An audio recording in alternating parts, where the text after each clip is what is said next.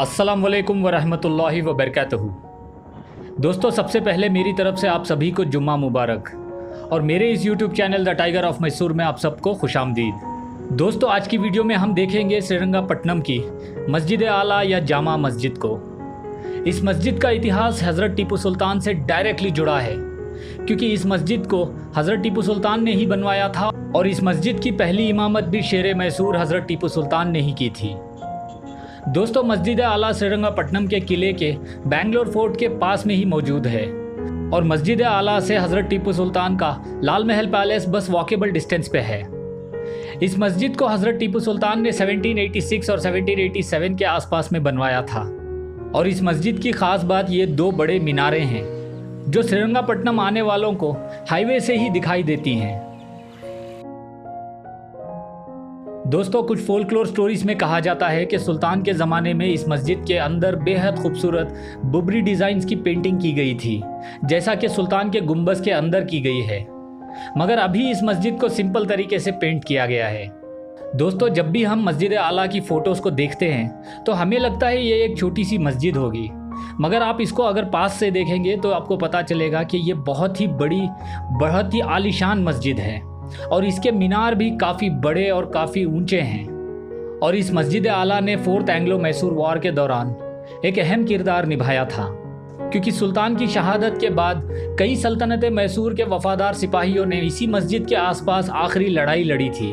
और कुछ रिवायतों में यह भी आता है कि इस मस्जिद के आसपास बहुत घमासान जंग हुई थी, जिसमें 2000 से 3000 मैसूर के सिपाही यहाँ शहीद हुए थे।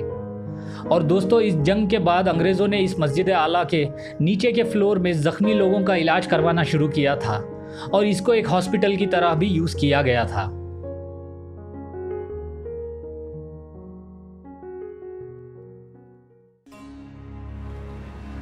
दोस्तों, मस्जिद आला में हज़रत टीपू सुल्तान की इमामत का वाक़या तो हम सबको पता ही है, मगर फिर भी मैं आपको वो वाक़या एक बार और सुनाना चाहता हूँ जो मैंने अपने पीर व मुर्शद से सुना था। कहा जाता है कि जब हज़रत टीपू सुल्तान ने इस मस्जिद को तामीर करवाया और जब इस मस्जिद की तामीर पूरी मुकम्मल हो गई तो यहाँ पर हज़ारों लोग आए हुए थे, जिसमें कई मुफ्तियान कराम, आलिम दीन और सूफियान कराम भी मौजूद थे। और इस मजमे के सामने हज़रत टीपू सुल्तान के उस्ताद खड़े हुए और उन्होंने कहा कि इस मस्जिद की पहली इमामत वही करेगा जिसने आज तक अपनी एक वक्त की नमाज भी कज़ा ना की हो। दोस्तों, कहा जाता है कि उस हज़ारों के मजमे में खामोशी छा गई, क्योंकि वहाँ मौजूद लोगों में से ऐसा कोई भी नहीं था जिसकी एक वक्त की नमाज भी कज़ा ना हुई हो। यहाँ तक कि ख़ुद हज़रत टीपू सुल्तान के उस्ताद भी आगे नहीं आए। और फिर हज़रत टीपू सुल्तान के उस्ताद ने सुल्तान का हाथ पकड़कर कहा कि इस मस्जिद की पहली इमामत हज़रत टीपू सुल्तान करेंगे, क्योंकि उन्होंने 7 साल की उम्र से कभी भी अपनी नमाज को कज़ा नहीं की है।